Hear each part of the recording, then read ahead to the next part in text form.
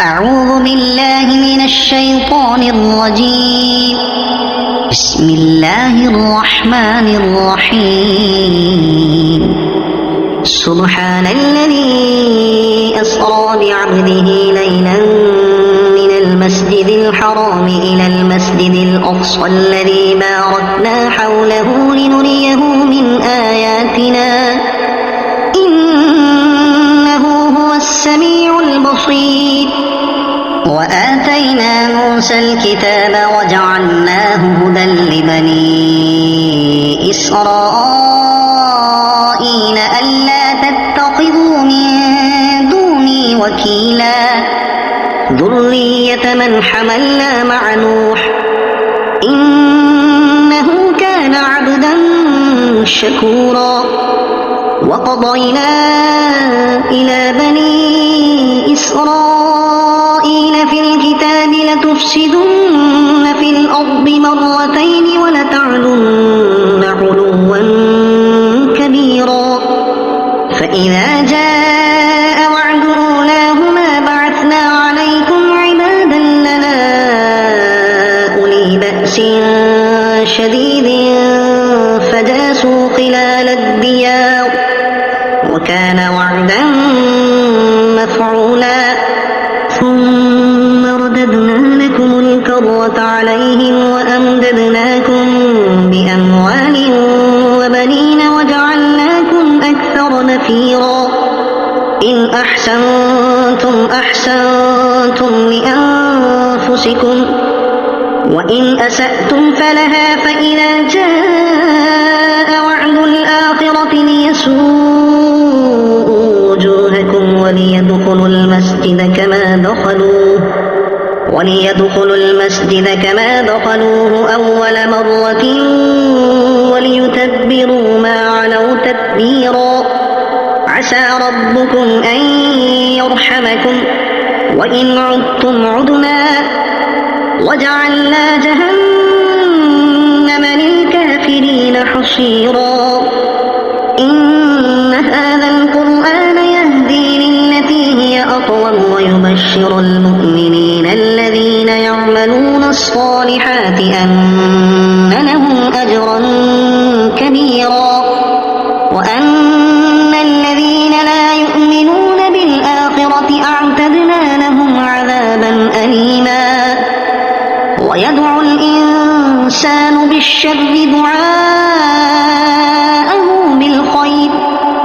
وكان الإنسان عجولا. وجعلنا الليل والنهار آيتين فمحونا آية الليل وجعلنا آية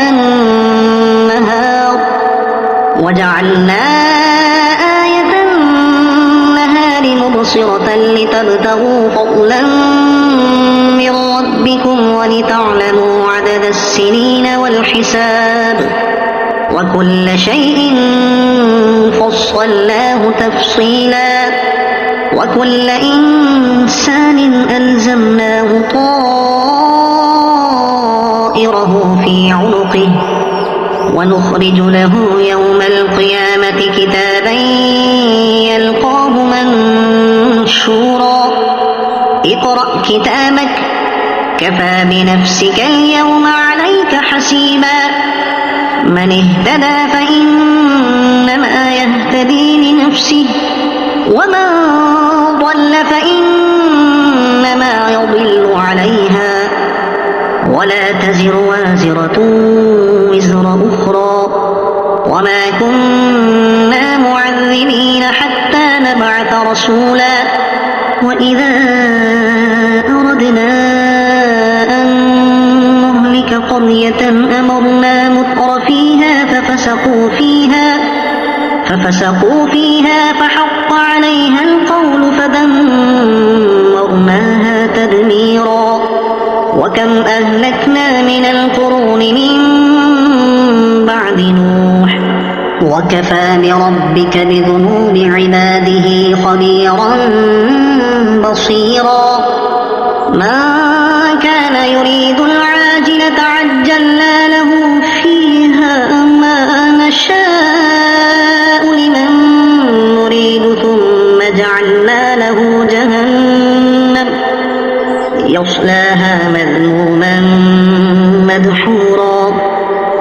ومن أراد الآخرة وسعى لها سعيها وهو مؤمن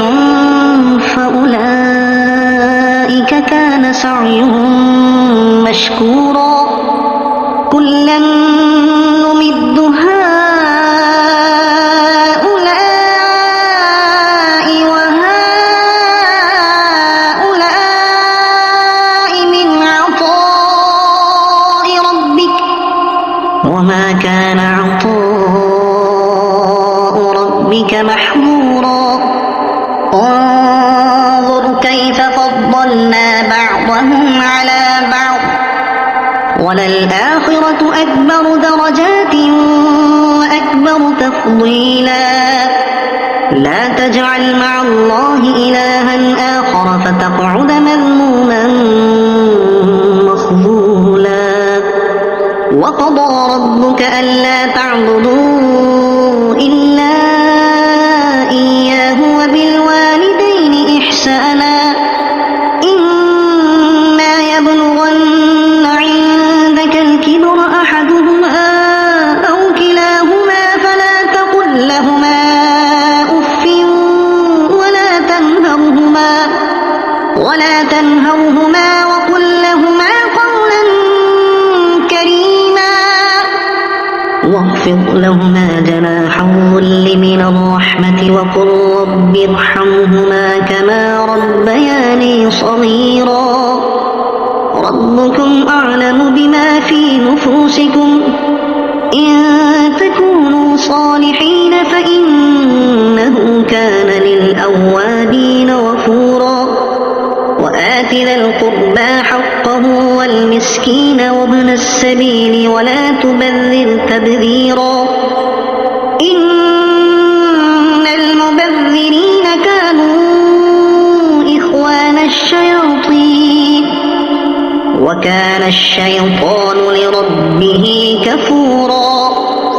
وإما تعرضن عنهم ابتغاء رحمة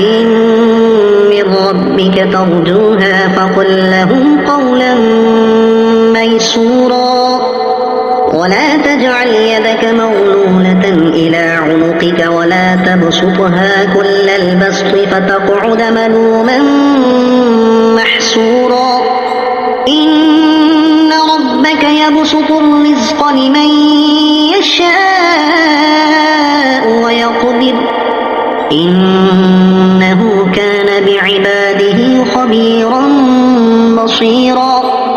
ولا تقتلوا أولادكم خشية إملاق نحن نرزقهم وإياكم إن قتلهم كان خطأ كبيرا ولا تقربوا الزنا إنه كان فاحشة وساء سبيلا ولا تقتلوا النفس التي حرم الله إلا بالحق ومن قتل مظلوما فقد جعلنا لوليه سلطانا فلا يسرف في القتل إنه كان منصورا ولا تقربوا مال اليتيم إلا بالتي هي أحسن حتى يبلغ أشده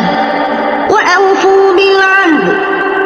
إن العهد كان مسؤولا وأوفوا الكيل إذا كلتم وزنوا بالقسطاس المستقيم ذلك خير وأحسن تأويلا ولا تقف ما ليس لك به علم إن السمع والبصر والفؤاد كل أولئك كان عنه مسؤولا ولا تمش في الأرض مرحا إنك لن تخرق الأرض ولن تبلغ الجبال طولا كل ذلك كان سيئه عند ربك مكروها ذلك مما أوحى إليك ربك من الحكمة ولا تجعل مع الله إلها آخر فتلقى في جهنم ملوما مدحورا أفأصفاكم ربكم بالبنين واتخذ من الملائكة إناثا إنكم لتقولون قولا عظيما ولقد صرفنا في هذا القرآن ليذكروا وما يزيدهم إلا نفورا قل لو كان معه آلهة كما يقولون إذا لابتغوا إلى ذي العرش سبيلا سبحانه وتعالى عما يقولون علوا كبيرا تسبح له السماوات السبع والأرض ومن فيهن وإن من شيء إلا يسبح بحمده ولكن لا تفقهون تسبيحهم إنه كان حليما غفورا وإذا قرأت القرآن جعلنا بينك وبين الذين لا يؤمنون بالآخرة حجابا مستورا وجعلنا على قلوبهم أكنة أن يفقهوه وفي آذانهم وقرا وإذا ذكرت ربك في القرآن وحده ولوا على أدبارهم نفورا نحن أعلم بما يستمعون به إذ يستمعون إليك وإذ هم نجوى إذ يقول الظالمون إن تتبعون إلا رجلا مسحورا انظر كيف ضربوا لك الأمثال فضلوا فلا يستطيعون سبيلا وقالوا أإذا كنا عظاما ورفاتا أإنا لمبعوثون خلقا جديدا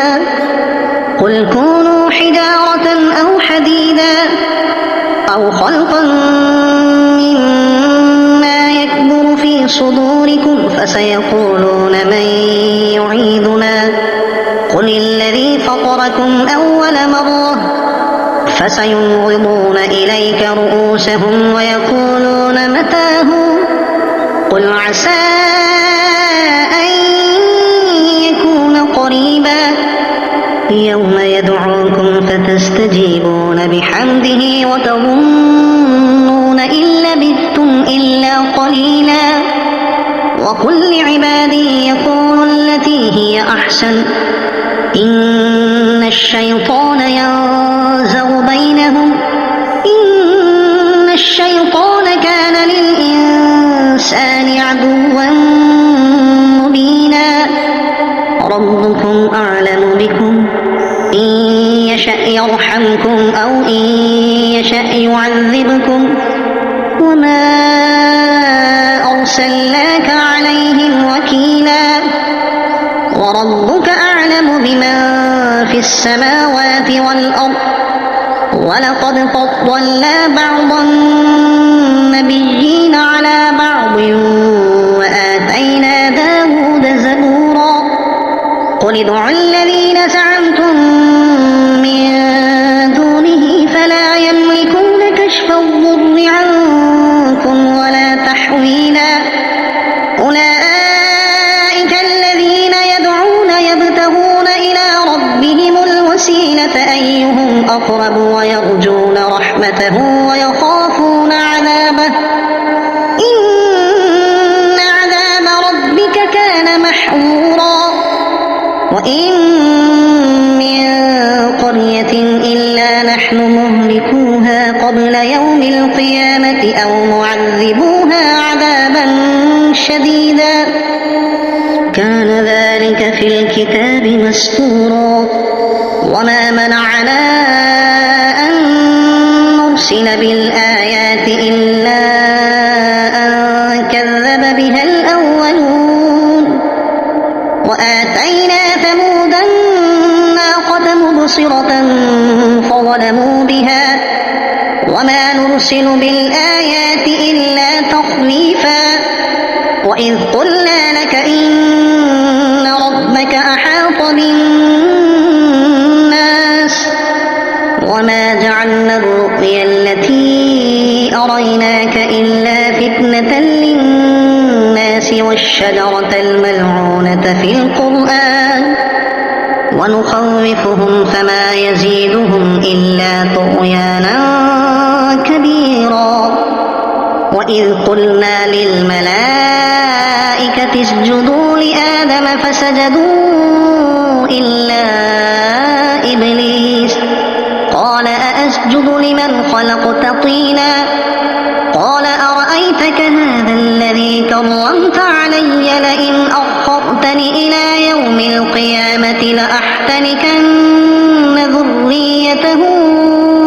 إلا قليلا قال اذهب فمن تبعك منهم فإن جهنم جزاؤكم جزاء موفورا واستفزز من استطعت منهم بصوتك وأجلب عليهم بخيلك ورجلك وشاركهم في الأموال والأولاد وعدهم وما يعدهم الشيطان إلا غرورا إن عبادي ليس لك عليهم سلطان وكفى بربك وكيلا ربكم الذي يزجي لكم الفلك في البحر لتبتغوا من فضله إنه كان بكم رحيما وإذا مسكم الضر في البحر ضل من تدعون إلا إياه فلما نجاكم إلى البر أعرضتم وكان الإنسان كفورا أفأمنتم أن يخسف بكم جانب البر أو يرسل عليكم حاصبا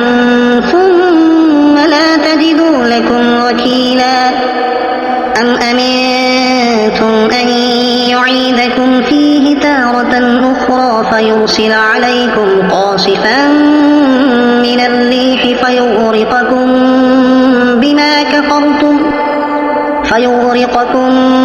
بما كفرتم ثم لا تجدوا لكم علينا به تبيعا ولقد كرمنا بني آدم وحملناهم في البر والبحر ورزقناهم من الطيبات وفضلناهم على كثير ممن خلقنا تفضيلا يوم ندعو كل أناس بإمامهم فمن أوتي كتابه بيمينه فأولئك يقرؤون كتابهم ولا يظلمون فتيلا وما كان في هذه أعمى فهو في الآخرة أعمى وأضل سبيلا وإن كادوا ليفتنونك عن الذي أوحينا إليك لتفتري علينا غيره وإذا لاتخذوك خليلا ولولا أن ثبتناك لقد كدت تركن إليهم شيئا قليلا إذا لأذقناك ضعف الحياة وضعف الممات ثم لا تجد لك علينا نصيرا وإن كادوا ليستفزونك من الأرض ليخرجوك منها وإذا لا يلبثون خلافك إلا قليلا سنة من قد أرسلنا قبلك من رسلنا ولا تجد لسنتنا تحويلا أقم الصلاة لدلوك الشمس إلى غسق الليل وقرآن الفجر إن قرآن الفجر كان مشهودا ومن الليل فتهجد به نافلة لك عسى أن يبعثك ربك وقل رب أدخلني مدخل صدق وأخرجني مخرج صدق واجعل لي من لدنك سلطانا نصيرا وقل جاء الحق وزهق الباطل إن الباطل كان زهوقا وننزل من القرآن ما هو شفاء ورحمة للمؤمنين ولا يزيد الظالمين إلا خسارا وإذا أنعمنا على الإنسان أعرض ونأى بجانبه وإذا مسه الشر كان يئوسا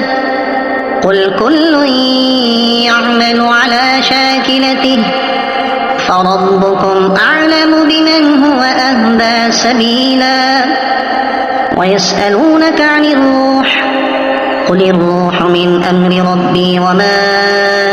أوتيتم من العلم إلا قليلا ولئن شئنا لنذهبن بالذي أوحينا إليك ثم لا تجد لك به علينا وكيلا إلا رحمة من ربك إن فضله كان عليك كبيرا قل لئن اجتمعت الإنس والجن على أن يأتوا بمثل هذا القرآن لا يأتون بمثله ولو كان بعضهم لبعض ظهيرا ولقد صرفنا للناس في هذا القرآن من كل مثل فأبى أكثر الناس إلا كفورا وقالوا لن نؤمن لك حتى تفجر لنا من الأرض ينبوعا أو تكون لك جنة من نخيل وعنب فتفجر الأنهار خلالها تفجيرا أو تسقط السماء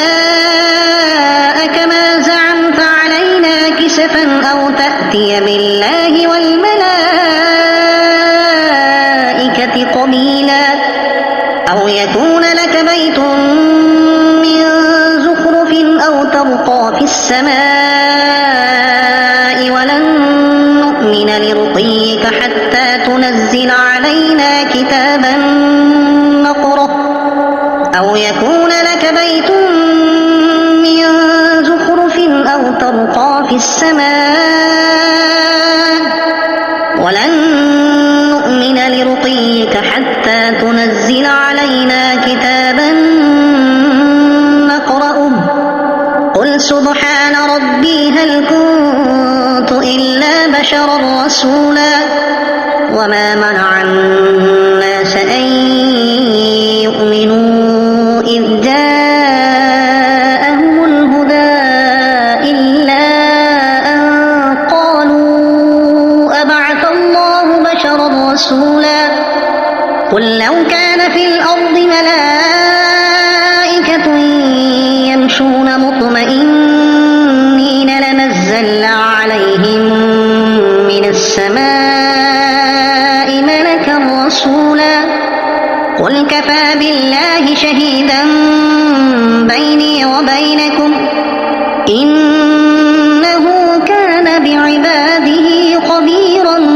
بصيرا ومن يهد الله فهو المهتد ومن يضلل فلن تجد لهم أولياء من دونه ونحشرهم يوم القيامة على وجوههم عميا وبكما وصما مأواهم جهنم كلما خبت زدناهم سعيرا ذلك جزاؤهم بأنهم كفروا بآياتنا وقالوا أئذا كنا عظاما ورفاتا أئنا لمبعوثون خلقا جديدا أولم يروا أن الله والأرض قادر على أن يخلق مثلهم وجعل لهم أجلا لا ريب فيه فأبى الظالمون إلا كفورا قل لو أنتم تملكون خزائن رحمة ربي إذا لأمسكتم خشية الإنفاق وكان الإنسان قتورا ولقد آتينا موسى 9 آيات بينات فاسأل بني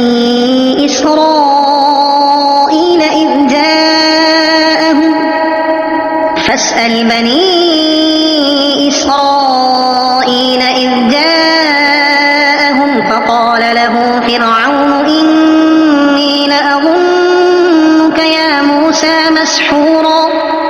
قال لقد علمت ما أنزل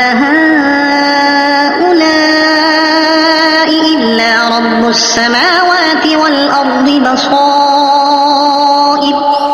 وإني لأظنك يا فرعون مثبورا فأراد أن يستفزهم من الأرض فأغرقناه ومن معه جميعا وقلنا من بعده لبني إسرائيل اسكنوا الأرض فإذا جاء وعد الآخرة جئنا بكم لفيفا وبالحق أنزلناه وبالحق نزل وما أرسلناك إلا مبشرا ونذيرا وقرآنا فرقناه لتقرأه على الناس على مكث ونزلناه تنزيلا قل آمنوا به أو لا تؤمنوا إن الذين أوتوا العلم من قبله إذا يتلى عليهم يخرون للأذقان سجدا ويقولون سبحان ربنا إن كان وعد ربنا لمفعولا ويخرون للأذقان يبكون ويزيدهم خشوعا قل ادعوا الله أو ادعوا الرحمن أيما تدعوا فله الأسماء الحسنى ولا تجهر بصلاتك ولا تخافت بها وابتغ بين ذلك سبيلا وقل الحمد لله الذي لم يتخذ ولدا ولم يكن له شريك في الملك ولم يكن له ولي من الذل وكبره تكبيرا صدق الله العظيم.